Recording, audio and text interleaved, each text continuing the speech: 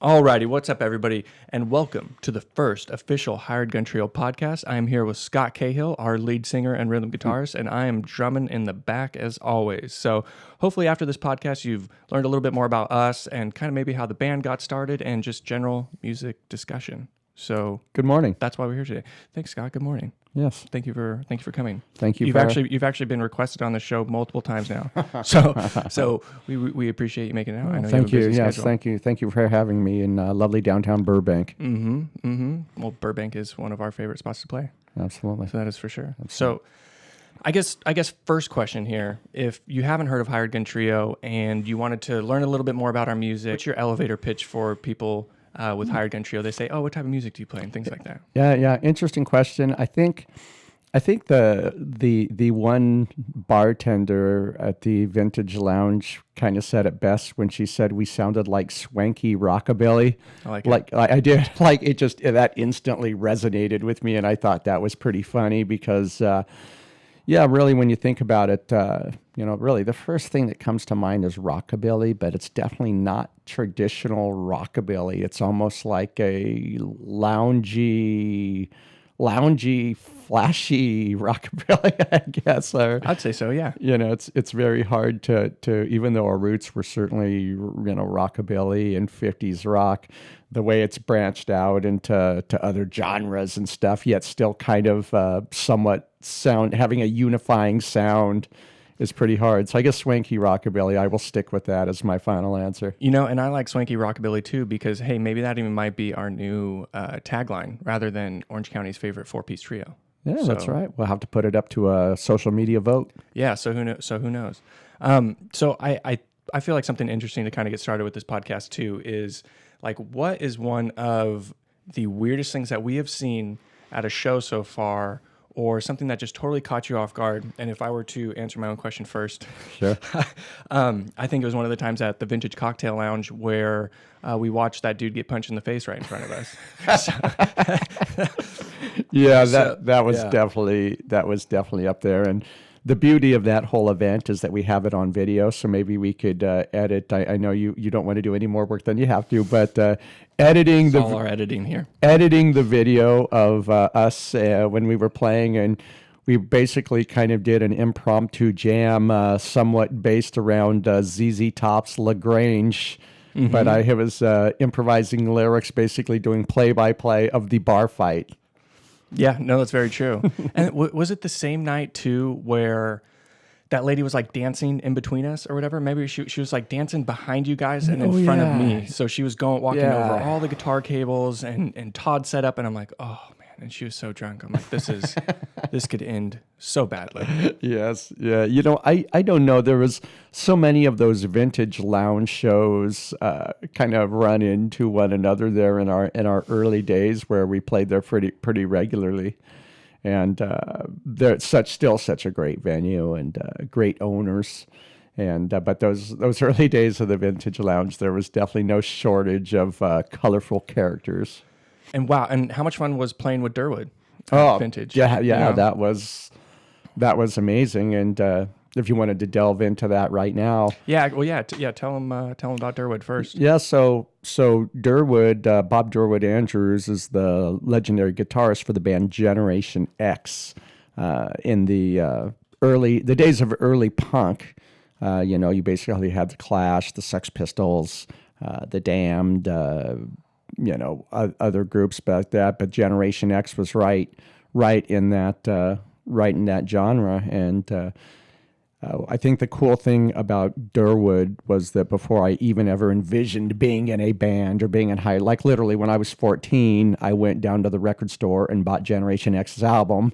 On that front cover had Billy Idol, the other guys, Durwood right there. Mm-hmm. And it was funny because now I sound like an old codger, admittedly, but back in those days, pre-internet, you didn't know crap about these bands, really. Mm-hmm. Really, like, to give you an idea, when I bought that Generation X album, there was always an element of excitement when you opened up the album, hoping there was maybe some content just on the sleeve, the record sleeve. I could see that, looking at the photos and whatnot. And of course, what happened was that the American record companies always screwed the American record buyers. So anytime there was something from the U.S., they would pull songs or they would just go cheap.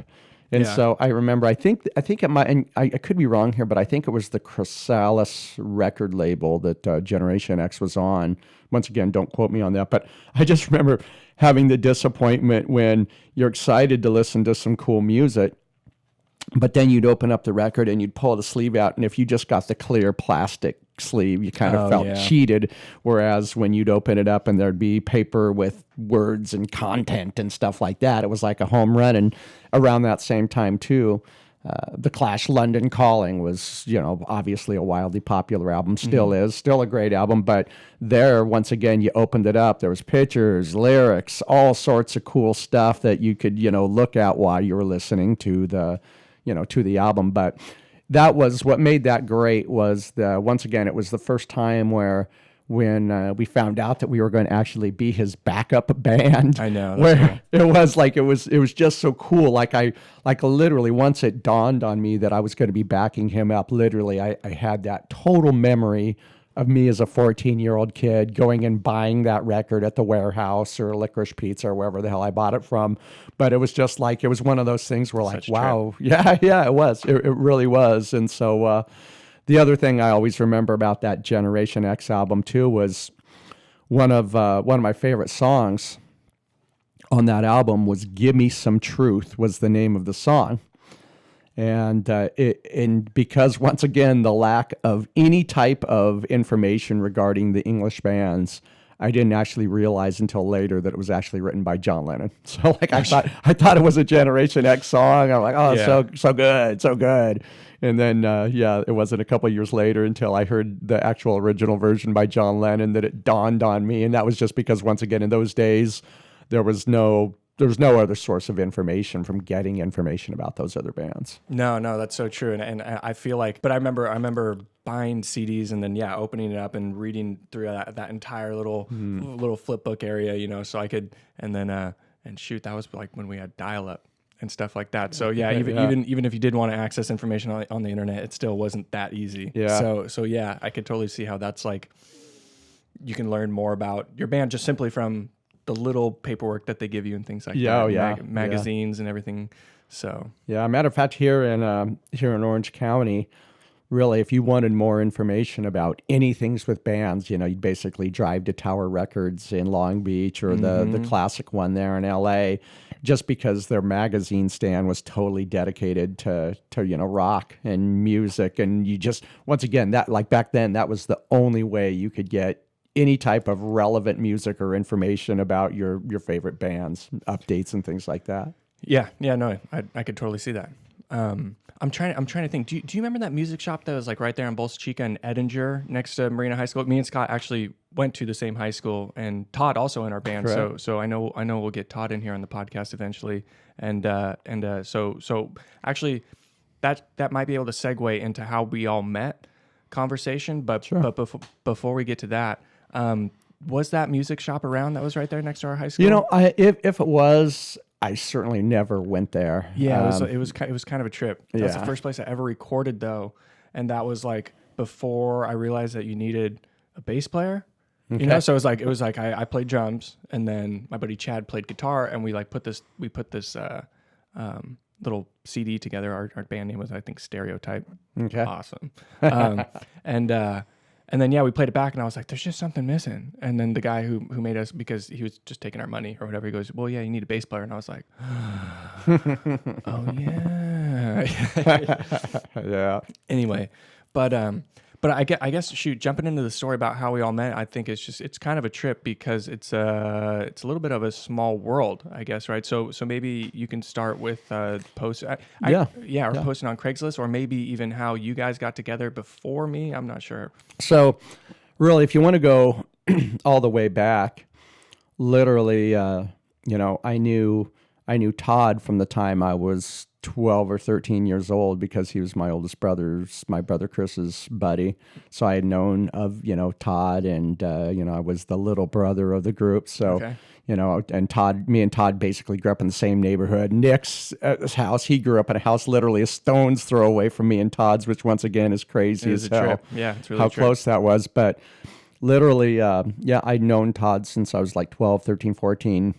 And even back in the mid 90s, I was at home and having a couple drinks or something, and my brother calls up and he says, "Hey, Todd Arita's at his house. Him and Skipper are jamming. Why don't you go over there and sing?" And at this time, once again, I was never in a band. Probably wasn't even that good a guitar player. Who cares? I'm still not. But I went over there, and once again, I must have had a pretty good blood alcohol level, and they were doing some rockabilly, and so basically, I was just making up words, and a lot of it was 1, 2, 3, 4, let's go and rock some more, because I was just making up words on the fly. Okay. Lots of hey baby baby baby baby kind of stuff. I've seen the words on the fly too at our shows, and it works. It does work. Thank you. And once again, I don't think it made much of an impression because nothing ever came of that. I didn't get invited back. So that, to be fair, I never felt like it was an audition as much as, us drunk and rambling. But so that was probably the mid 90s. And then flash forward close to 20 years later, roughly circa 2011, 2012. Okay. I was, it was post recession, I guess, like it was just, bad time for everybody. I was definitely at a low point of my life, both relationship with my wife, just feeling totally useless as far as employment, income, and being a provider and dad and husband and blah, blah, blah, blah, blah. Mm-hmm.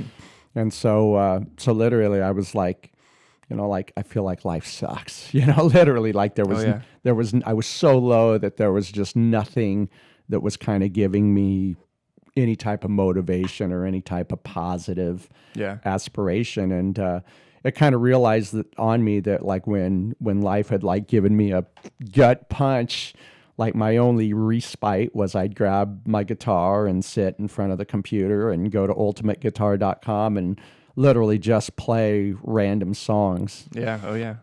Which we all do these days. Mm-hmm. And it's kind of funny too, because at that point I kind of realized that playing guitar and singing was fun because it was fun to play songs you didn't even like, right? Okay. Yeah, right. Yeah. Like you've probably gone to genres you don't even like and just go, I'll try to play this one. And a song that you normally didn't give a shit about was fun. Try to challenge yourself a little bit. Yeah. Totally. Break out of your kind of normal routine. Absolutely. Totally. And so, and I'd gotten together with other buddies just to horse around and play Ramones and things like that. But once again, it was just sloppy and there was no big vision. I mean, there was never a big vision on Hired Guntrio. Anyways.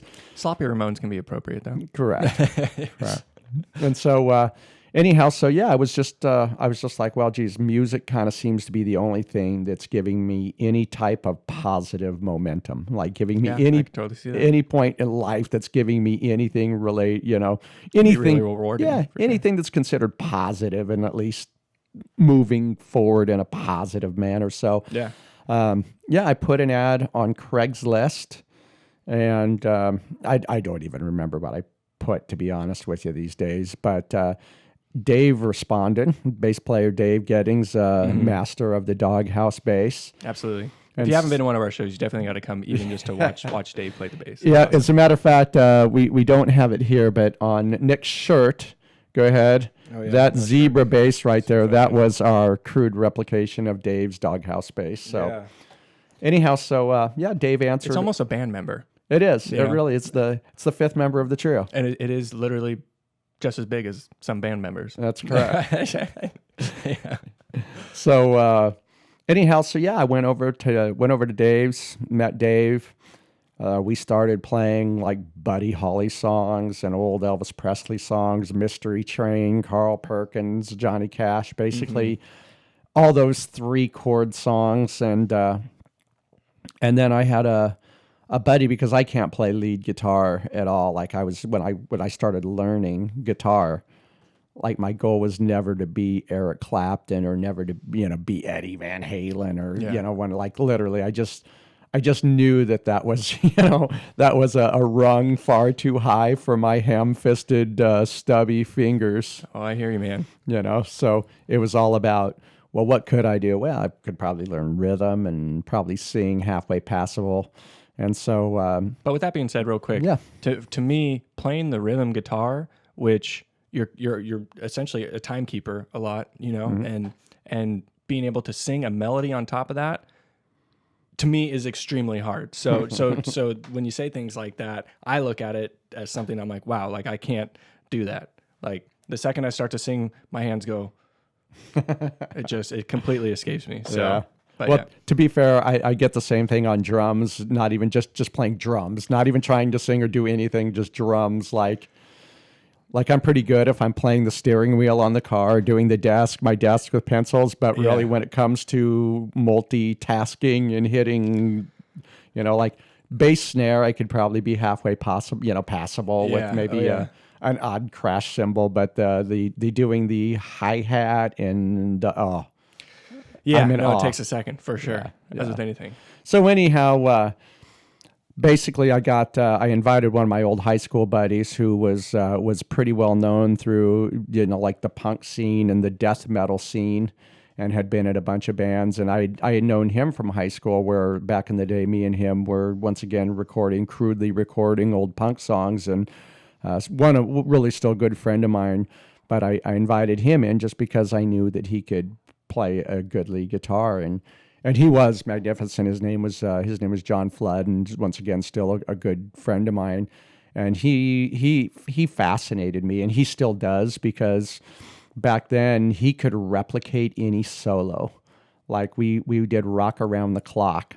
You know, I gave him a set list, and like when he worked at it, he could just replicate any solo, like any small nuance that a layman, like a layman probably wouldn't hear, where there's a little mute or a little quarter bend. Like a layman can't hear that stuff. Yeah. But he could hear everything and just replicate it to a T. So basically, me, him, and Dave put together like a set, 5-10 songs or something like that, and having fun with it. And then we started playing Eddie Gray's Party. And if I'm boring the hell out of everybody, I apologize. But so we got halfway passable enough where we started playing Eddie Gray's Annual Barbecue, and got a little bit of got a little bit of love there. And then after 2 or 3 years, John said, "Hey, not really my cup of tea," because it was a lot of rockabilly, and his background wasn't, which I could see too, because truth be told, I'm not a real big rockabilly guy per se. You know what I mean? Like I love Carl Perkins and Buddy. Trust me, I love it as a rock and roll enthusiast, the music enthusiast, the sense of history from Elvis Presley to Chuck Berry to Carl Perkins to Buck Owens. I mean, you name it, all those guys. Like I get it.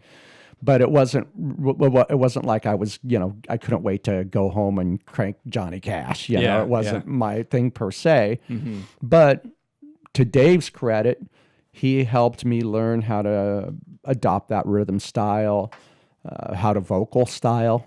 So really, for those of you just kind of getting in and learning about Hired Guntrio, Dave is probably the most musically gifted of all of us. I don't think that's a stretch for any of us right now. No, absolutely. He is our band leader for sure.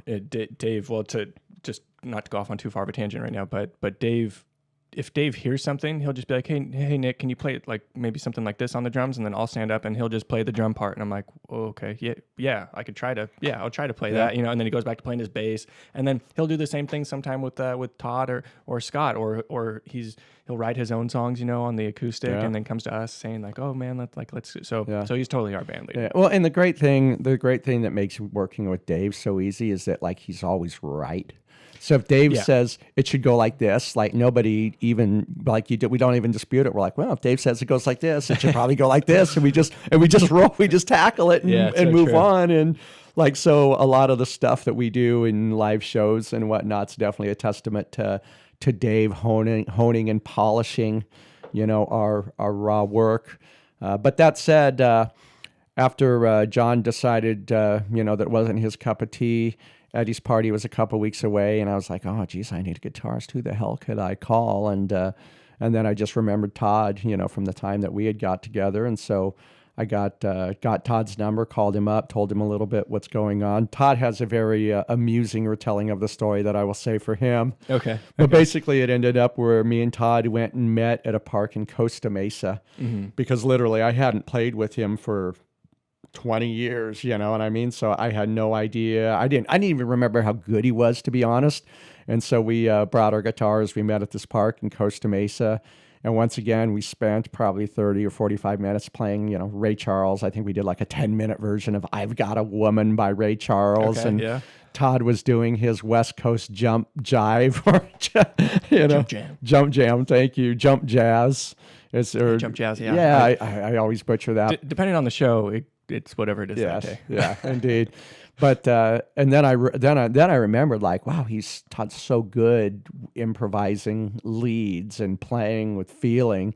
And so literally we did a crash course in our set list, and we played the barbecue, got on, and then we had another short-lived drummer, which probably bred the way from, well, obviously from being a trio to a four-piece band. And this was a four-piece trio. Correct, yeah. Four-piece trio. Orange County's favorite four-piece trio. And this was prior to Nick joining the band, and that drummer, technically very, very solid, and really to his credit, that was kind of, I think, what made the light bulb go on. Where if you played like Killing Floor, for instance, we do Killing Floor. There's no way in hell you'd be able to really do Killing Floor as a trio. Right? I mean, you could do... Yeah, the drums carry that song, yes, for sure. Yeah. You know, you could do Elvis Presley, Mystery Train, and Buddy Holly songs all day long, and no one would think twice about it. But there's some songs, we would never be able to do the Plimsolls, you know, without so a much drum. energy in that song, yeah. And so I think that was what really turned the light on, that had we got a drummer, it would open up the door to doing all sorts of other genres. And that's where I think me and Todd had that strange chemistry, because where... we started off as a rockabilly band. Todd obviously has a love of rockabilly as one of his roots, but the fact that together too, you know, me and Todd were fans of, you know, Bauhaus and Tones on Tail, and these other 80s, you know, 80s new wave post-punk type bands. That was what kind of opened the gate, really, or back to Generation X. You know, I'm not going to go on a whole Billy Idol tangent because Todd will tackle that when he does his podcast. Oh, I'm sure he will cover that. Yes, I'm sure he'll mention that. But that was what really, I think, made the light bulb go on. Where when you joined, we're like, wow, Nick is so good because he's so unorthodox, and he, you know, plays to the song and makes the song, and to your credit. And then at that point, there was like some point where we're like, we can do anything.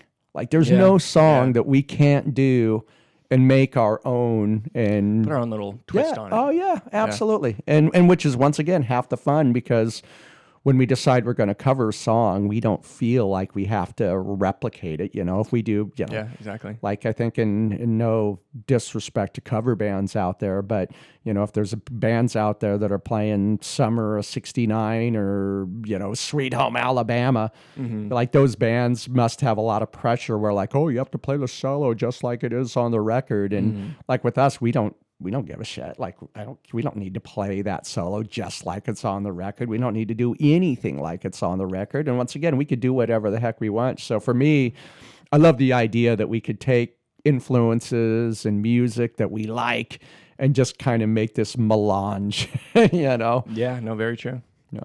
So bringing it back to the question that we were attempting to answer, you had met Dave, Todd, and then you guys put that Craigslist post up. And then I had got back to you guys. And I think I remember you guys sending me the YouTube, and I learned pretty much all the songs from the previous drummer at the time. And I remember looking up on YouTube, and I come from just playing, you know, like Blink-182, and like those are all just, you know, kind of standard 4/4 type of rock style of drumming. And then it was like, oh, okay, well, here's a swing beat, here's a shuffle beat. And then I remember going to, because I didn't have my acoustic drum set yet, I remember going to Guitar Center and trying to like play along with one of your songs. So I just brought my headphones in there and was like literally practicing in Guitar Center. And I was like, this isn't going to work. This is not going to work. This is not going to work, because all I could play was just straight 4/4 kind of rock, and I needed to get really good at the and that just wasn't it wasn't second nature to me yet. So I remember I actually told you guys like, hey, no, it's not going to work out. Actually, like I went and practiced a few of your songs. Like I need more practice than things like that. And then I forgot who I was talking to. I think it was Todd. Todd had reached back out like a couple weeks later. He's like, dude, just come by, like no pressure or whatever. We'll feel it out. And then I met you guys and I walked in, and shoot, this might even bring up another topic of like weird ass Craigslist things that I've responded to and where it gets like weird. But this was an okay experience. This was an okay experience because, so I show up and then I see a bench inside Todd's house and I meet all you guys and it says Village View on it. And I grew up next to that elementary school and I was like, oh, hey guys, like who made this Village View bench or whatever? And then Todd goes, oh, like my sons went to Village View or whatever. And I was like, that's so weird. Cause I live next to Village View. Actually, we can literally throw a rock and hit the house that I grew up in from the house that I showed up to. And then, I mean, long story short, I found out that I was literally in the same grade as his son, and we graduated elementary school in the same class. So it was really a small world, and I think that kind of broke down that initial barrier of like, oh, okay, we kind of like all know each other in this weird way, or we're somehow all linked up.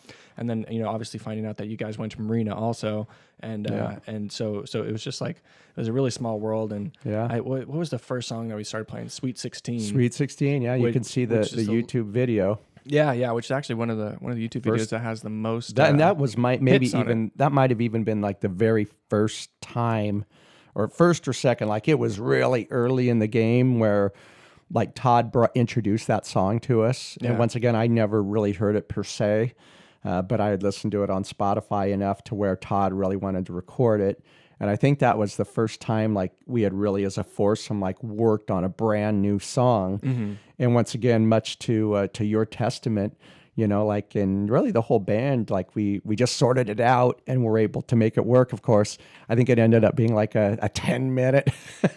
Oh, it's for sure. Yeah. 10-minute version where we said, we need to trim this down a little bit, but, still a fun song to play that we play in practice, and probably one that we should try to introduce to more shows, I think. No, exactly. And I shoot, even if you go to the video on the Hired Gun Trio YouTube channel, it was like the first time that I was like, oh, okay, we're going to record this and it's going to go on the internet and it's got to be like relatively good, so you can see in my face how excited I am in the video, which is not the case. Like when I played it back before, I realized that like you need to look like you're having fun on stage, or people will think that you're not having fun on stage. Because like especially with any drummer starting off, and this was like my first time consistently playing with a band and going out on stage and performing and whatnot. So you kind of just get thrown in the fire in the beginning, and I just look so bored. I'm like, why am I here? But in theory, in my head, I'm like counting, and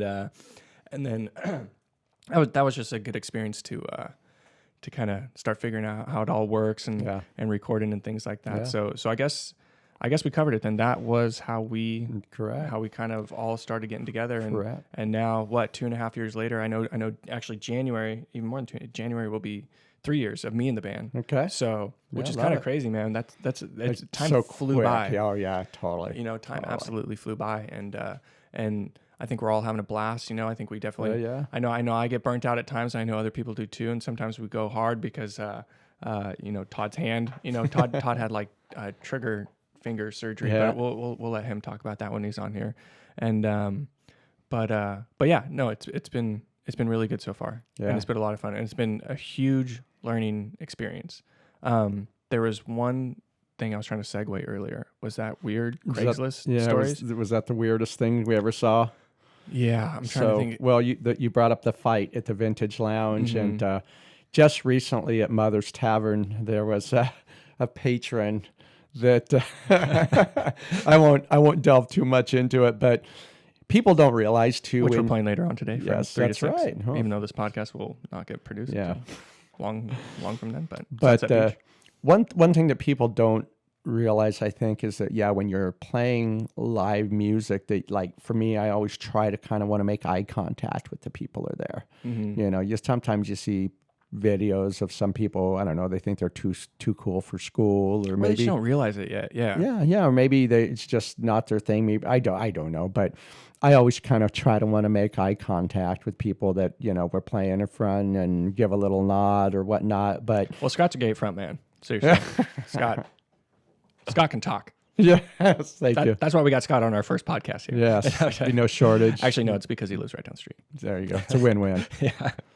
But there was a certain patron that was visually distracting. Let's just put it like that. And there was I think I know who you're talking about now. And dancing very, very close to us. Mm-hmm.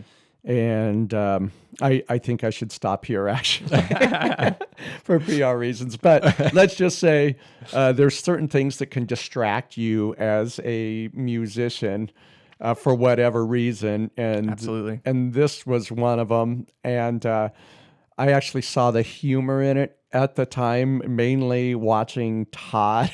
I know. I think we could all agree that if there's a curveball that gets thrown at us live, we always look at Todd to gauge what the reaction is. Like, I think me and Dave and you are probably semi hard to rattle, where I think Todd's emotions are a little bit more visible. We've played a few burlesque shows. We'll stop there too. Yeah, no, exactly. We love Todd. Yes. But actually, maybe we can touch on the burlesque shows actually just a little bit too, because those are really fun to play as well. Yeah. And I feel like being able to play in the Rockabilly band, you're kind of on that little vibe, that loungy feel, and that was really cool. The Federal Bar in Long Beach was really cool too. Maybe let's kind of segue into some of the favorite places that we've played. Yeah. So mine would be Soca.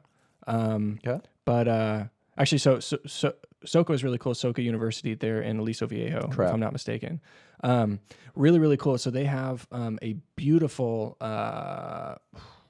Black Box Theater. It's the Black Box Theater, but then they also have like a full orchestra. Oh yeah, for Classica. Full-on auditorium setup. Yeah, and apparently it's one of the best ones here in Southern California too. It rivals like the Disney one and a few other ones. I had the guy speak out at one of the trainings I was filming, and that's how I even learned about it. And then sure enough, I booked some tickets with Bree to go see a band at the Black Box Theater, and we were in there, and I was like, wow, what a cool little venue. You know, how many people would you say it seats? Like 150 or something? Yeah. I could say 100 off the top of my head, 100. But in that range. And it's intimate too, depending on what band is playing. Like, they set up tables in the beginning, and you can kind of go and like have drinks and stuff, and then the band will start playing, and they'll kind of move the tables. But fast forward 6 months from me and Bree going to that show, and we're playing the Black Box Theater, and like I would have went in there with absolutely no idea that we would ever have the opportunity to play there. And they had a dressing room like downstairs, but like 2 or 3 showers, and they had like snacks and drinks. So cool. It was so cool. So you got your own dressing room, and I was like, okay, if we stop playing, at least we did this. At least we got to experience this, because we had like a real dressing room. You know, I had a great place to warm up. The lady came and got us, walked us over to the elevator. We took an elevator to the main stage, and we're getting ready to walk out. And she's like, no, I need to introduce you guys. And we're all just like, awesome. So I mean, obviously we're still so early, even though we've been doing it or I've been with going on 3 years or whatever. We're still so young and early in this process. So it was really, really cool to experience that. Totally. That was great. And what are one of the other ones that you like? Dude, I think you're spot on. The Federal was so cool. It was that 100-year-old building in Long Beach that was originally the huge bank in the area. And with the big vault door that you see in the movie. The big vault door was actually the dressing room. So we were on one side, and all the dancers, burlesque girls, were on the other side. Mm-hmm. And just walking through that huge vault and going to the bar was this small stairwell that just like had such history, like the tile on the ground, the whole thing had just such a cool vibe. And the one thing I remember that I thought was cool about that show too was that, you know, we would play 15 minutes and then a girl would come up and do a routine. We'd play 15 minutes, and the girl that was hosting it was a beautiful, beautiful young lady. And she sang with us? She did. And like that, yeah. she came and sang Boots. Like, we went over our set list, and she goes, oh, I know that song, you know, and I've done singing. Mm-hmm. She goes, why don't we sing it like in the third break or something like that? Like, we hadn't planned on it at all. Mm-hmm. We're like, okay, cool. Come on up. And she just killed it. And once again, it was like this sultry, you know, she like owned it. Well, that's good, yeah. Yeah, and we're just, once again, like, it was one of those things where, like, we're just the backup band, which is totally cool. You know, like, absolutely. I'm more than happy. And then I think it was funny was when we were done, like, I was wondering, like, the people in the crowd, like, they must have thought, like, we did, like, 2 or 3 weeks or 4 weeks of rehearsals. Like because, like, it was, like, it went off very smooth. It was very polished. Like, the music, our monitors, like, were very good, where we could hear ourselves really good. Yeah, our audio tech was perfect. And then she comes up in the third set, you know, and so that was pretty memorable too, just because the venue was so cool. And once again, her just deciding to sing a song and nailing it. And, you know, once again, us just standing in the back and kind of doing you know, your little your backup rhythm guitar thing, you know, it's just cool. You know, my drum set got the most action it's ever gotten that night too. Yeah. I'll just leave it at that. But yeah. Yeah. I'm trying to think of any other cool ones. Irvine Global Festival was sweet too, because those cool festivals are always fun. Mm-hmm. Yeah, exactly.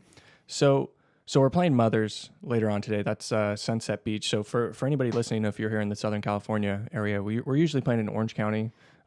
So like I said, Mothers and Sunset. We've been playing in Lake Forest a little bit recently.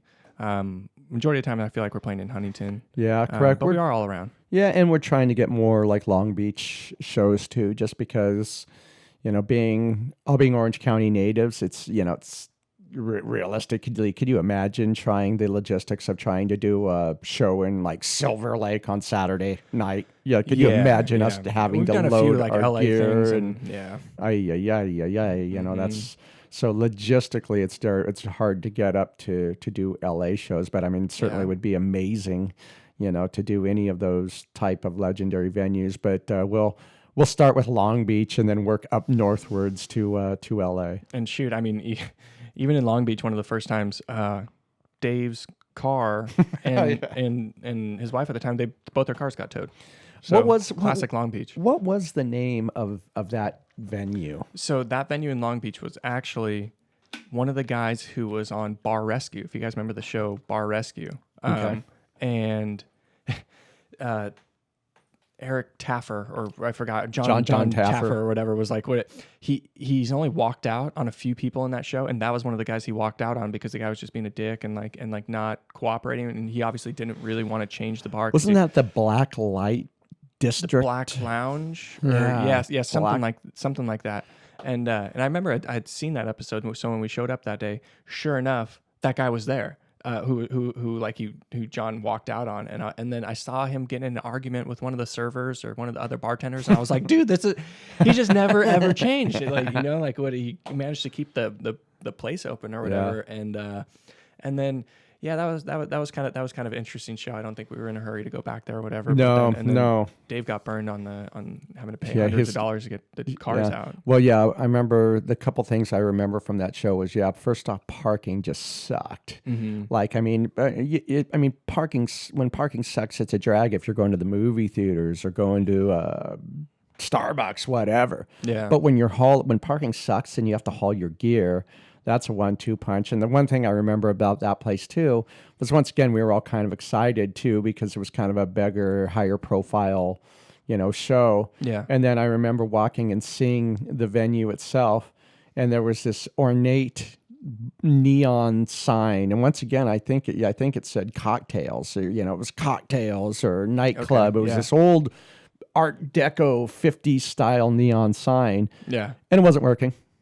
And I was thinking, geez, you have live music and a full bar off of like 4th Street in Long Beach. Like, dude, really? You didn't think, hey, maybe I should get this red, vibrant neon sign working on a Friday night? No, exactly. And I mean, we're obviously thankful to get any show that we get and to be able to play in front of each other. But it is extremely nice when the bar owner, promoter takes a little bit of your effort into consideration of, okay, like they're driving all the way here, they got to set up, they need a place to load, or just like a little bit of space, did they clear like a couple tables for you because, a band is coming inside. And it's usually a quick factor in being like, okay, well, do we want to come back here and play again? Yeah. Correct. So yeah, I feel like we could, now that we've been doing it for a little while, we pick up on the places that cater to you a little bit. And we're super thankful for that, and I think that feeling is kind of reciprocated or whatever. Yeah, absolutely. But yeah, so well, heck, man, we've covered a lot. How the band got together, shows that we've been playing. I guess too. Let's go ahead along with once again Mothers, which will have already been done by the time this podcast hits. Yes, but we have.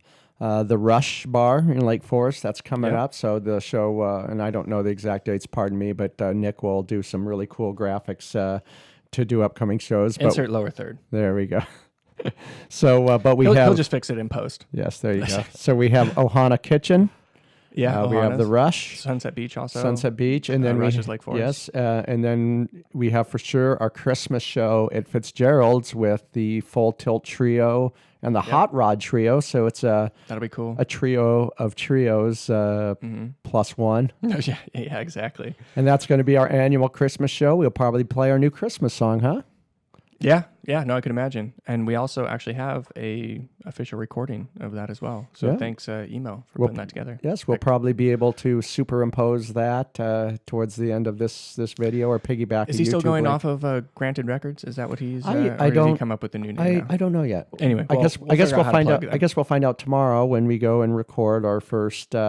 Official record that we're going to be doing for the Hired Gun Trio, and we'll plug that a little bit. We're going to be slowly but surely getting high-res music out and getting that through the various channels, iTunes, Spotify. And then next thing from there is deciding, well, do we put out an actual record? If we do that, do we do like colored vinyl? How the heck do you distribute it? Yeah, and shoot, if anybody out there is listening too, let us know. Yeah, we'll take all your suggestions, and if we missed anything today, let us know. Let us know what we can cover in the next podcast. So, alrighty. But yeah, so how do people get in contact with us, Scott? Yeah, well, you can go to all the various channels, private message via Facebook Messenger, Instagram. Twitter and YouTube. Yes, you can find all of our accounts on here. Not that you can see any of that very well in this frame, but and also I would say the best way to absolutely do it, probably Facebook and Instagram. Yeah. We don't do a whole lot of stuff on Twitter because that's mainly used for people to share their political anxiety as opposed to sharing anything music related. So Facebook, Instagram really going to be the best ways to get in touch with us. And hiredguntrio at Gmail. Hiredguntrio at gmail.com, another great way. And once again, we're always happy to do private parties. Maybe on a future show we could share hilarity from private parties that we've had. Okay, yeah. Over the fun too. Maybe we can even do an on-site podcast somewhere, but we'll have to figure that out. That would be super fun. We're feeling out our setup. So one of the little known facts, and I know we're trying to wrap this up, but one of the little known facts is typically if we do a private party, we'll try to learn a couple songs that those people request. So somewhere out there is a version of the Hired Gun Trio playing Radiohead's "Creep." Oh yeah. Remember that? Yeah. Wow. Yeah. Yes. That came out surprisingly well. Like I would like to see that again.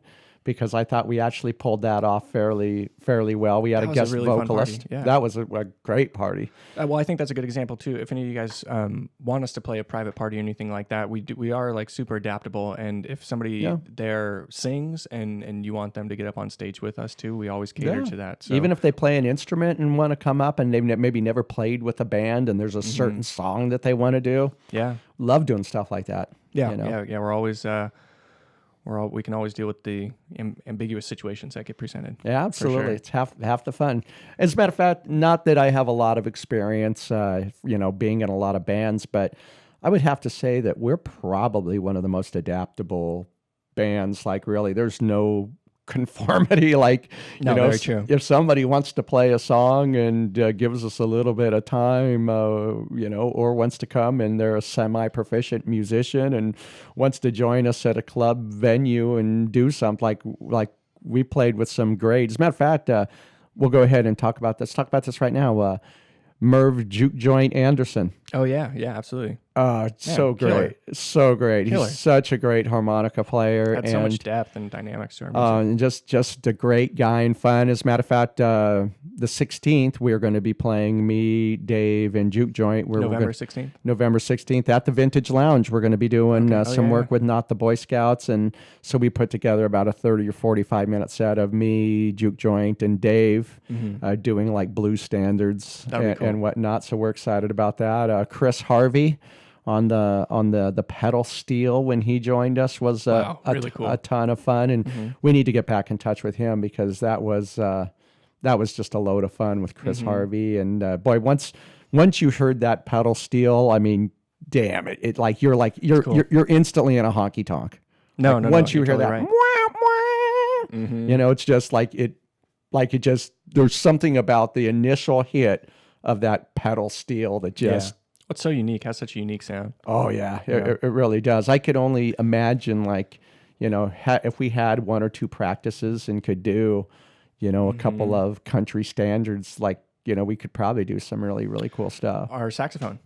Oh yes, yeah. Let's can't forget Mr. Gil Waldo and his lovely wife Vicky. Shout out to Gil. Yeah, shout out to Vicky as well. Yeah, Super I guess supportive. and it's so cool because Gil is such a talented musician, in his own right, and he's really became a close friend, of the Hired Gun Trio. Absolutely, yeah. It's always great seeing him and his wife because they're such great people, and I think that's one of the other things that's just really cool too is that you meet people you would never ever meet, without you meet great people, nice people that you otherwise would never be in contact with. Because, I mean, really, when you think about it, the reality is if you're not in a band, if you're in a church, you're meeting maybe people through church, or maybe you're on some basketball team or softball team. Like those, you basically have your longtime friends, your work friends. Once again, maybe you're playing softball or church, and that's probably that's the circle of people you're going to meet. But think of the different people that we've met through the bands, just